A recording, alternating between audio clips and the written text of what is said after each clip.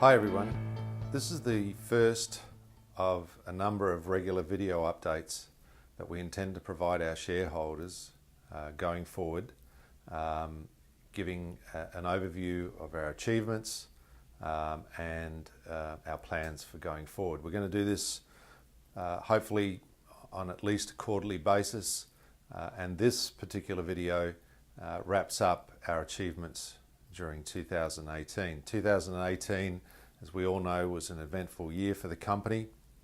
We set ourselves on our track of being a multi-asset precious metals company, and as most of you may remember, back on May 14 of 2018, we announced the business combination with Atacama Pacific. We also announced a concurrent Canadian $10 million equity financing, which was done at a slight premium to the share price at the time. And we also announced a share consolidation, a 2-for-3 share consolidation, which we felt was a good way of keeping our shareholder structure tight and bring it down to about 100 million shares post-transaction. The financing was closed on May 31st. Post-financing, approximately 30% of the company is in the hands of the board of directors and management. About 20% is in the hands of institutional investors, with the lead investor there being Van Eck, with about 13% total ownership of our company. And the remaining 50% is in the hands of retail investors and also close associates of ourselves. So it's a fairly tight structure and bodes well for our future. Of the $10 million that was raised, there was quite a number of expenses related to the transaction.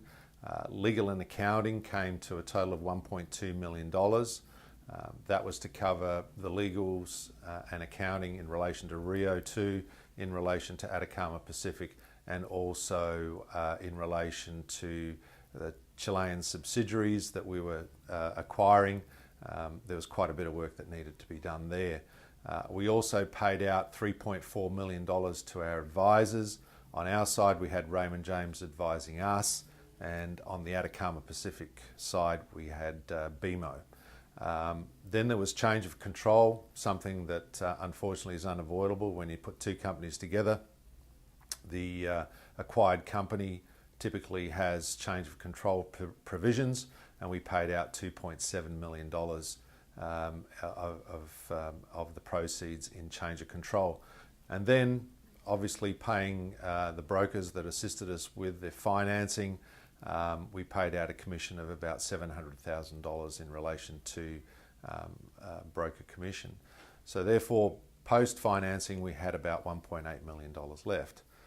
In hindsight, given where the market is today, we should have raised more money. Unfortunately, we decided not to. We decided to keep the structure tight, and we decided that we would go back to the market later on, hoping that the market would be better. The market's not better, but we're in the same boat as everybody else, and we have the same challenges as everybody else has in raising further funds. The business combination was closed on July 24. We got straight into work at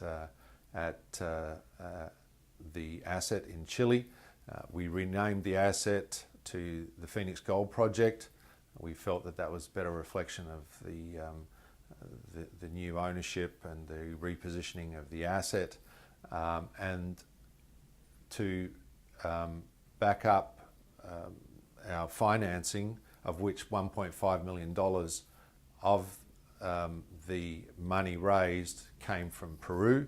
And so in September, we listed on the Lima Stock Exchange to provide some liquidity to our Peruvian investors that took on that financing, and we're very appreciative for their contribution.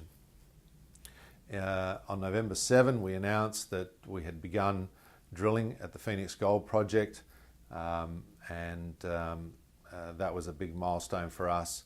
We believe that drilling will help us define a new resource estimate for the project in Q1 of next year, and it's focused on the near surface higher grade material that we believe will show that there's a much higher grade starter project at Phoenix as opposed to the pre-feasibility study that was produced by Atacama Pacific. We also strengthened our management team. Our technical base is here in Lima, and I believe we have one of the best management teams in Latin America in the gold mining space. The team was responsible for the development, the construction, and also the operation of two mines here in Peru, being La Reina and Shahuindo in the old Rio2, which we were a big part of. And so we feel very confident and strong from a management perspective to advance the Phoenix Gold Project to production. So to summarise the activities that we plan to do at the Phoenix Gold Project during 2019, we've already, on taking ownership of the project back in July, we started relogging all the core. We feel that's a big important part of what we want to do, is to simplify the geology, better understand the geology, the geological controls that are affecting mineralisation, and to better reflect that in the new resource estimate. So relogging the core, doing surface sampling. There's some very high grade structures that appear on surface that we want to get a better feel for and use that information in the new resource model. And we're drilling out the old $700 pit shell that was used in the pre-feasibility study. That is our starter pit focus, and we're looking at upgrading the resource within that starter pit to allow us to complete our mine planning around the new resource. We're looking at staged development plan for Phoenix as opposed to the pre-feasibility study completed in 2014, which looked at a single stage approach to the project. We're looking at staging the development of the project, bringing on a smaller starter project, and then expanding things by utilising cash flow to allow us to do that. Exactly the same thing that we did at La Reina and also at Shahuindo, and something that we've been very successful at in the past. We have a water option to bring up water from Copiapó to our project, where we will be studying that and engineering the design of that. We'll be completing an environmental baseline study for the project, which sets us up to complete an environmental impact study, hopefully towards the end of next year.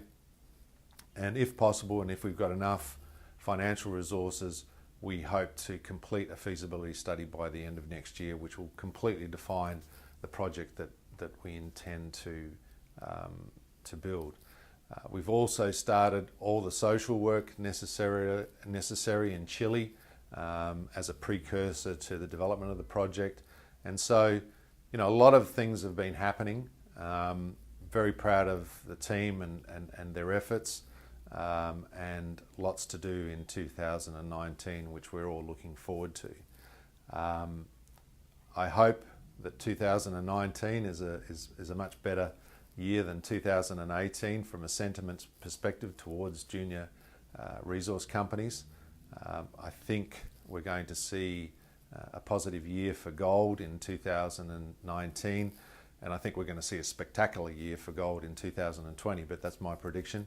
But I think 2019 is going to be much better than 2018, and we hope to be well positioned to capitalise on that. The other aspect of our business is the fact that we want to be a multi-asset precious metals company. We don't want to be a one-asset junior company. I don't believe that one-asset junior companies are going to be very attractive to investors in the space. I think there's just too much risk related to having one project. So we intend to be part of consolidation that will happen, that I think will happen in the industry. We will be either a consolidator or part of the consolidation, and I'm happy to say that we're very firmly involved in looking at other opportunities to build our company up as a multi-asset precious metals company. Thanks for your time. I hope this was informative. We're an open book here at Rio2.